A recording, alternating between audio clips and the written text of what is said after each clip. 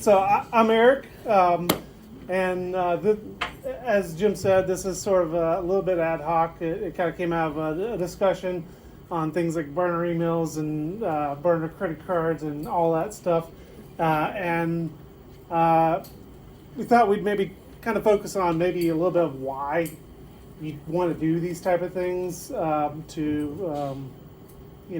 Better protect your privacy. What are the advantages? No. Yeah. I was wondering where you're going. No crimes. No.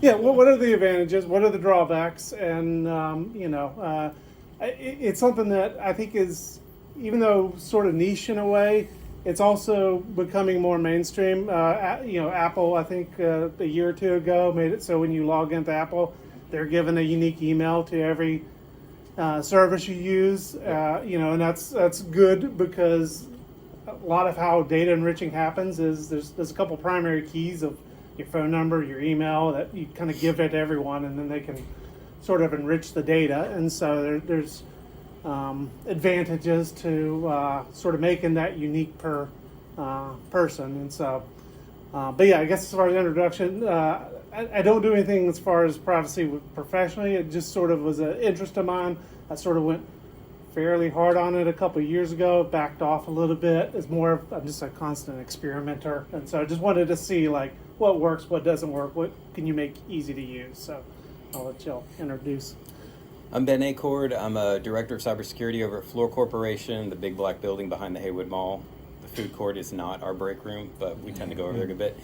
I deal a lot with privacy, both professionally and then personally. I run Cubes OS as my daily driver, so I live a very segmented life, but I'm also married with children, and so they do not. So basically my threat landscape is pretty large. So one of the things I want to talk about is a personal and more family-based threat model that's reasonable and doesn't drive you crazy.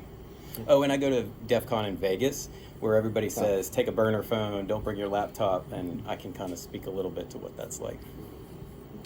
My name is Roskam. I did a startup about 3 or 4 years ago. Eric was one of our beta testers for a little thing called Burnt, and it was trying to do privacy stuff like this. And I can talk about what we learned from that experience. I think we're running this basically as a panel. I think we can all just throw questions at us, or because we're all talkers, we'll just go at it otherwise.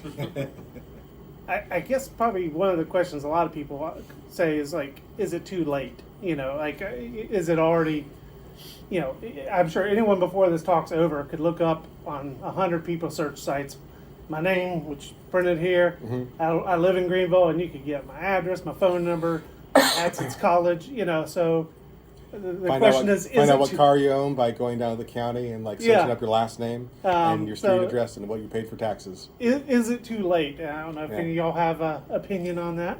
It's never too late, but that doesn't mean you have full control over everything that you do, because we all go to the doctor, and that doctor may or may not, even when we pay taxes, that tax controlling agency or state may or may not control our personal data with the same respect that they would our physical body to do no harm. They may not treat our data with the do no harm same aspect. So if you're in this room and you've lived in South Carolina for any length of time, more than likely all of that data is long gone. So the question is what do you do about that?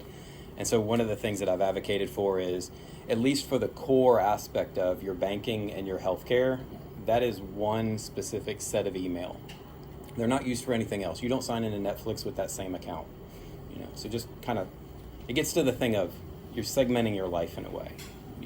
It may still be monitored and tracked, but you're saying if something comes into that bucket that doesn't fit that circle of information, I automatically know that I'm going to delete it and ignore it, as opposed to a giant bucket that just collects everything. Good question for the group. Why should I care? What is the harm from just having no hygiene and signing up for anything? That's similar to, I don't have anything to hide, but it presupposes the question that the people who are gathering the data aren't interpreting it based on their own intuition and purposes that they want to use it for. So just because you may feel like that's okay that I put that out there, or it's not being protected correctly, like the security camera is monitoring every street right now. That's a big dragnet just because we're traveling in the public space. Especially if it's flock. Yeah. For me, it's there's three things. There's a privacy aspect to it of wanting to control your data, but there's also security. Privacy and security go together. Tends to be the more private you are, the more secure you are. So, like if I'm using a unique email address for every system I interact with, which it doesn't have, it sounds hard, but it doesn't have, there's tools out there that make that just as easy as it just goes in your password manager, same way your unique password for every site. Then, like, if your email is you kind of a skeleton key, like if someone gets access to your email account, they can just forgot password on everything. Mm-hmm. But if they don't know what email you used because it's being routed through kind of a burner type email, then they can't do that forgot password. So it's like taking those privacy steps also brings some security. That's just sort of an example, but brings some security things, and it also brings control.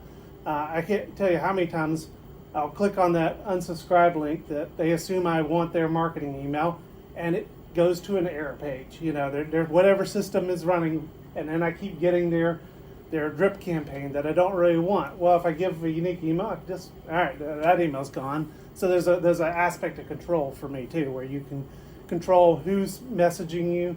If you start getting phishing on an email, then you're like, I think that company's got their data exploited because I only gave it to them, and I'm suddenly getting phishing. So there's to me, control, privacy, and security all sort of interplay with each other. Yes. What about email's got the option to make you put a plus sign in the name after it? Does that have any benefit at all? Makes you feel better about things because at the end of the day, it is still Google. It is still scaffing up everything it can. With all these things, there's like how deep you want to go, and that's a very easy way to get something. Like you don't have to set anything up. It's probably already supported with whatever email service you're using.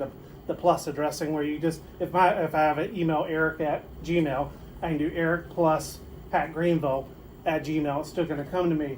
Sure, that's not really doing as much segmentation. But a lot of companies aren't going to take the steps to necessarily strip that off when they're enriching their data, and so it's maybe a little if you're just looking to take small steps that are easy in your life to do, I don't see any problem with it. If you want to then do other steps where it's a little harder for someone to identify, okay, all these same plus addresses go to the same thing, then you can take those steps later. But there's no Magic button. Yeah. There's no level you have to get to. Any step you take to sort of protect your privacy, protect your security, I think is a good step, and you don't have to be very elite about it or anything. There is a black box aspect to all of those services. Like right now, Cory Doctorow with the EFF, I don't know if you read any of his books or research. He is fantastic at unveiling the walled garden approach that these companies take. Walled garden being once you get into the service for free, you become the product in the garden that's being cultivated, and it's hard to get out. It's hard to leave Facebook because all your friends and relatives are there. It's hard to leave TikTok because that's where all the news comes through, right? Or any of the feeds that you have. It's hard to leave Gmail because it just does email so well, and all the big players are marking any email you send from your private spam. So you're forced to go back into the walled garden. The things like the plus sign do help, but it's still putting the control behind an opaque window. You can look at your privacy settings and go through a regular checkup to say, I've reviewed the privacy settings, they're set the way I want to, but that's still visible to you. Behind the scenes, what and how they do with that and how that data is managed and sold off to the brokers, I mean, at the end of the day, all the information about us is sold so rapidly every second of every day. It's just money upon money, so. Yeah. You take every little step you can, but again, it's that in my opinion, it's the segmented life approach. What am I willing to put in Gmail or with Google? What am I willing to put over here? And what truly matters to me as a human that I may need to, in some respects, this is where I am right now, going back to the written journal. What needs to not be digital out there in the ether? What needs to be more localized? Mm-hmm. I was going to say that, you do have paid services out there that give you more control. So, I'm thinking, I believe Proton Mail is one of those well-known ones. I believe they're out of Switzerland. Yep. and they're overselling a little bit. You do not gain the benefit of Swiss law completely because you are American citizens. There is actually a specific carve-out that is for us as Americans where they can go ahead and rat us out to the federal government. But you gain more protection there compared to other places. That's an example. There are other companies that are like that. But in general, there are some really good actions you can take. The obvious one is that segmentation, which is like go ahead and break out certain things and only use an email with banks and doctors and use other ones for other ones. If you want a free email that you're happy to move to inside the United States, Apple Mail is among the better ones. They tend to hide things pretty well because they can proactively open up all emails on their site and render out all the links. So no one knows if you actually open it or not if it went to Apple. All of them are opened. So there's some things you can do. This might be case by case, but do you have any tactics for, you guys probably aren't surprised, but there are like credentialing committees that supposedly live very close to the law, and they are not aware that sending anything, including a social security number via email, is a problem, even though their job is to fulfill the law in other ways. Like, please send us this so that we can comply with X, Y, Z. You see what I'm getting? So, like, what's the have you run into like this works better? Because, right, you get to, hey, I'm not sending you that. Wake up. You're not going to convince them, but they are the gatekeepers. And I don't know. You got any tips on that? It is tricky, and you do need to treat it on almost a case-by-case basis, because how it is right now may change in like 2 or 3 months. Well, and to me, the one thing that's eye-opening to me is just the idea of you can just, a lot of times people ask for information that you just don't have to give, or you can feel free to just, if it's a required field, to get past it. If you're signing up for Netflix, they don't need to know your address. No. Like, why? So you can just put something, or when you go to the grocery or to Ace, and they say, first thing they always say is, what's your phone number? Because again, that phone number is a primary key that they're trying to tie into things. You can just say, no, thank you. What's your mother's maiden name? Like all those classic security questions and things that come into it. Make something up. Yeah. Do you use a password manager? Yes, for all 100%. For all of your 100%. questions, the required Yes. questions? So like all of those get randomized too. So like my mother's maiden name is publicly available. Like you could track that down tomorrow. Like right now, actually. Right. So that's open and out there. But what I put in that field for my mother's maiden name, quite frankly, might offend her, but will not pass with what you find. It is sort of awkward, though, less these days, but sometimes you get people, you're talking to them over the phone, and they need to confirm your secret thing, and they're like, is your mother's maiden name? And then if you just something random, and you're like, yeah, that's it. This call is being recorded. Read whatever I put in that field. No. I have a address, phone number I can actually turn on and get phone. My name is Chris McKenna. I live in Roebuck. This is where I am, what my name is. Okay. And that's what my grocery store is. That's a new level. So there are this is kind of getting into burner phones and usage. So even if you power off your phone, it still has a GPS that is active and running, and it will still track very roughly accurate where you go and what you do. We've all got, I'm not saying that when you do your illegal activity, we're not talking about illegal activity. We're talking about privacy. And so if you want to go do a thing, remember there was probably a time in your life when you didn't have a phone that absolutely had to be joined to you. It's okay to walk outside and go for a run without your phone and without your watch, right? And without your AirPods in. Like, we can go back to doing some of those things and disconnect a little bit. Is that why they made it so that you can't remove the battery from your phone anymore? Partly, yeah. You've had one turn. I don't know why I'm the air traffic controller. You're in the middle. So, IP address and tracking, just basically everything coming out of, your charter knows everything that's coming out of your house. So VPNs, those kinds of things, like where you're at on that. It's one of those things, like I said, I kind of tried, I went hard on things and just to see what works and what doesn't. VPNs can be annoying to use because you will get constant captchas. You'll get some sites that will just flat refuse to interact with you, especially streaming sites. So, with all this stuff, you got to say kind of what's important to you.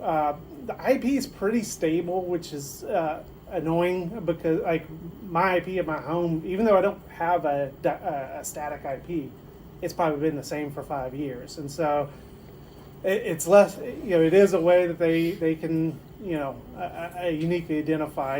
I guess so. It would be a thing where you'd want to do on that case by case basis. Like if you care about that particular interaction being a little bit more anonymous, then you can do it. And you can also just try things. Like you can just try putting a VPN, and if it denies you, then you say, well, is it worth it to me or not, or what? You can kind of experiment with stuff, and your bank is typically going to want to care a little bit more about what your real IP address is, but and they other do things all aren't know gonna care. those pools of IP addresses for VPNs are known, and so those services are flagging that.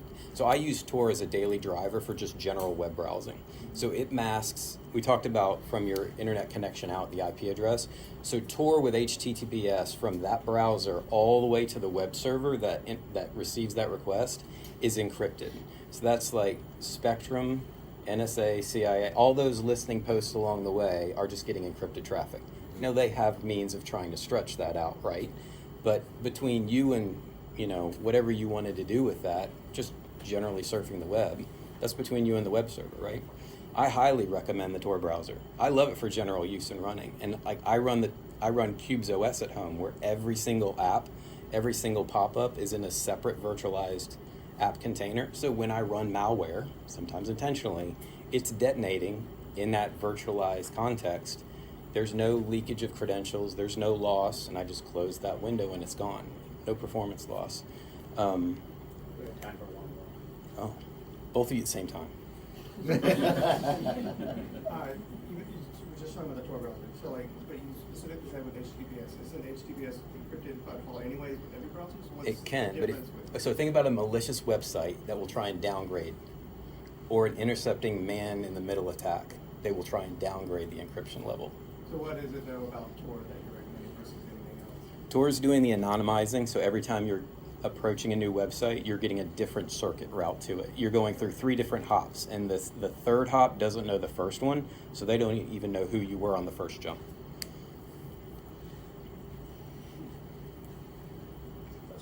How do we feel about the services that will give you a randomized one-time credit card? Oh, privacy, you were talking Yeah, about that. I've used privacy.com for it. Some of that even isn't even so much for privacy, but it's control. If you have a kid that wants to have a Steam account and you want to control how much money is going to they can spend on it, that's the way to do it. And you don't even necessarily have to use a service for that. Several banks nowadays will do one-time credit cards, but it just gives you a little bit more control. And you can kind of shut it off when you want. I like it also for charities, because charities are often very easy to sign up for, like a monthly thing where I'm going to donate to this every month. But then if you ever want to get off of it, it's usually not as easy to track down how to Is do that that. a gym membership? Gym memberships tend to go for the bank account. They know the trick. Yeah, I was gonna say there are really good use cases for that one. Like my favorite one is you want to buy something. At one point in time, there was a random place in Oakland that was selling a particular cooking thing that I wanted. You can ask me later what it was. And I was like, I don't know if I trust this rando's website to be secure. I want the thing. I'm willing to make a one-time credit card to buy that thing, and it's not useful after that because the balance was equal to the amount of the charge. But there is a privacy aspect to it too, where it basically passes all name and address verification. It's just I think it just returns true, because you can just put whatever you want in for there. So again, that's not going to work very well for e-commerce, because you need to give them your address to get your stuff. Yeah. But again, signing up for a streaming service, there are forwarders. there are. Again, you can go as hard as you want on it, but This is a deep rabbit hole. We are officially over. Yeah.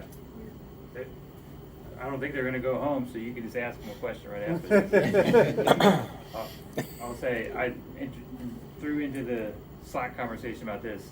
My privacy has been a lot more on unsubscribing from junk mail, and that's largely worked quite well until you volunteer to help run a co-working space and you have like 13 years worth of other people's junk mail, but it still actually works quite well. So if you're interested in how to get off junk mail lists, I have a spreadsheet of, I don't know, 60 or 70 things and how to get off them. So you can talk to me about that as well. The most meaningful thing that everyone should do immediately when they go home is go lock freeze their credit at Experian, Equifax, and TransUnion. If you haven't done that already, I seriously encourage you to go do it tonight. And you can also get a IP pin for your taxes, so somebody can't hijack your tax return. So I guess those are a little more security than privacy things. But Yeah. A lot of not digital things that can be done that are quite useful. Also, Cool. a separate network for all your smart devices. Yeah. Yeah, so they don't listen to everything. I'm separated from the rest of my family.